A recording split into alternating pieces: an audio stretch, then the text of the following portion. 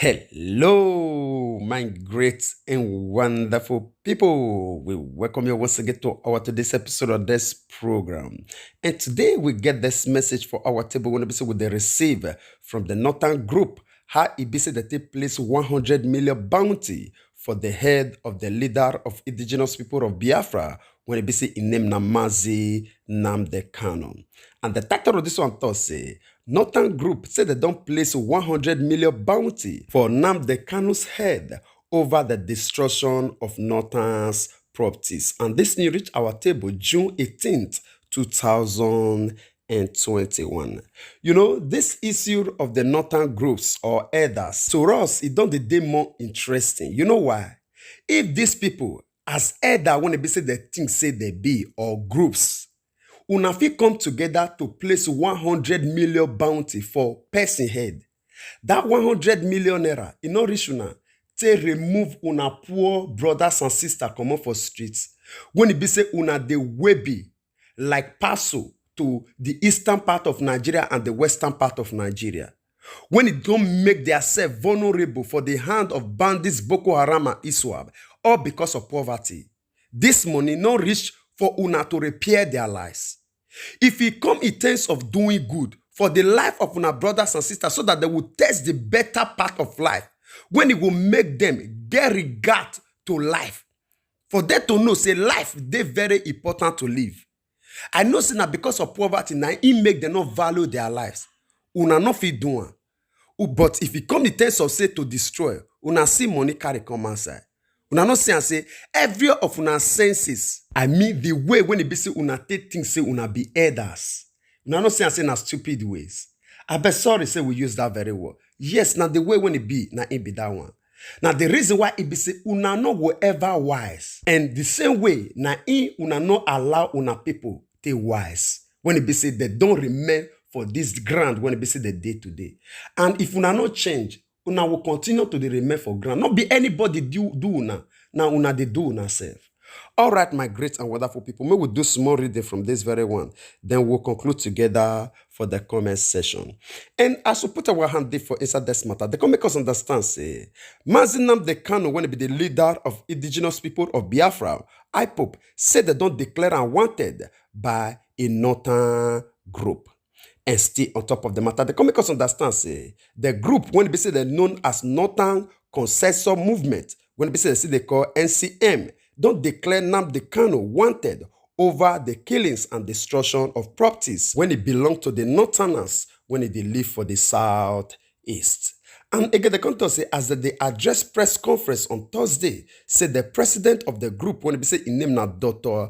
Aiwa Abdullahi, he don't also place a 100 million bounty for the head of Mazi Nnamdi Kanu when he be the leader of indigenous people of Biafra. And again, the contour say Nnamdi Kanu, say make the make sure say they capture him, they bring him to them, for today henceforth, make they hand over him to the security agents.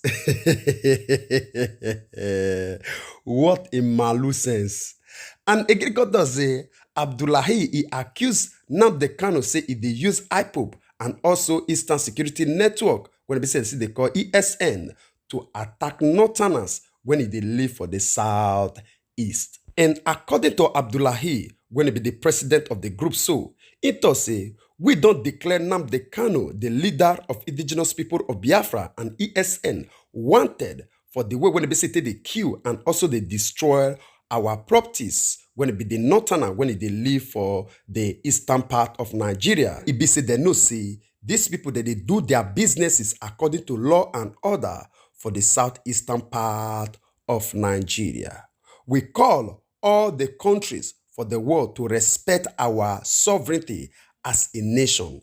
Nnamdi Kanu, when he be the leader of IPOB, say na man and brain when they say it dey behind the killings and also destruction of properties when it belongs to innocent Northerners when they live for southeastern Nigeria, when they carry out their legitimate business, when they use the own proscribed terrorist organization, when they say they're known as IPOB and ESN, to disturb their people. And Egerikonto said the group, they also beg the United States, which is USA, and also German governments, made the mention say they repatriate Nnamdi Kanu when he be the leader of indigenous people of Biafra to Nigeria. And for us to conclude this matter, they can talk say, Northern Consensus Movement with these organizations said they don't place a bounty of 100 million naira as offer to anybody when they say they will produce the leader of indigenous people of Biafra when they say in name Mazi Nnamdi Kanu alive, hey and hearty to us for today henceforth to deliver to security agencies for continual prosecution. Una not well at all. Una not just well. I don't see and say trace of madness. You know, even the one thing when they say they make us they wonder, not pass be say, not be one person now. This one not can't be organization of madness. All right. What a pitiable condition una found on ourselves. We pity una. All right. They can talk say lately, Northerners say they don't suffer so many measures of attacks for the Southeast due to the killings when they say that they carry out by suspected herdsmen for inside the region. All right, my great and wonderful people, this one of the news right now when they receive from the group when they call themselves Northern Consensus Movement. When they say that TikTok say they place a bounty of 100 million naira for the head of the leader of indigenous people of Biafra, IPOB, when they say in name Mazi Nnamdi Kanu na in be this very one. And before we will leave, una make una share una opinion with us for the comment section. You know, we not really get much to talk concerning this issue. We just say, may we review this very matter, the madness of this group to una. Make una know how far they don't go. Because our people always they talk and say, if somebody demand, the only thing when they say you need to do first now to prevent and say make it not enter market, because anything when you make an enter market, it don't finish now in be that very one. And the madness of this group right now when they say they call themselves Northern Consensus Movement, it don't really enter market. Not be only say it enter market. It enter market with Akbola when they say it not get balance. The Akbola not get balance, so they themselves they not get balance. All right, my great and wonderful people, for una to come outside, place a bounty of 100 million naira. That 100 million naira, if una use them better the lives of the people, when they say una people, so when una they dispatch to the southeast and the southwest, go become a liability for that place. If una use them better their lives, not be better something. Now, if you use that 100 million naira, they show these people light. Make them know, say, there is more to life than this wondrous when they say that they wonder all about. Not because of poverty, not make these people not get regard to life. When make them believe, say, with the doctrine, when they say they give, they say, anytime when they say that they die, say, now there, their enjoyment start with 7 virgins for heaven. Eh? Whereas una children and una believe, say, una virgins they here on earth, because of say, una get money to meet up to una daily needs. Eh? Una not say, una take pervert on adultery. When it be say, una take put these people for this mess when they did today. You say these people, they like the life when they say that they live. These are majorities. They don't like the life when they say that they live. Now, because of the way when they say they paint the picture from the beginning, and as they live, that they see and say they become reality for their own life. Because money not there. Now, not sure that the better ways of life. If not true, why it be so that they send una children to go school, go the best school? Eh? Una carry the command for Nigeria. Not because of una get money. Una think say if una give this money to these people today, say they will not go get regard to life. Then themselves, they not go want.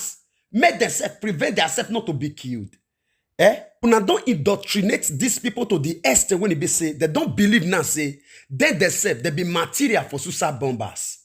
Now there, when they be say they die, now in their enjoyment starts. Whereas una know say enjoyment day here for this earth, because of say una get money, una see una own ways of life.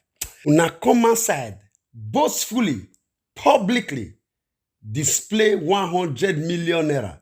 Say una want put for person head. Mazi Nnamdi Kanu head. Make people produce them. Make United States carry Nnamdi Kanu can't give una. Make German government can't carry Nnamdi Kanu can't give una. Because those people, they don't get sense. For the fact say they not fit do anything to help us Nigerians for the things when they say una they do. You think say they not get sense, they don't know what they happen.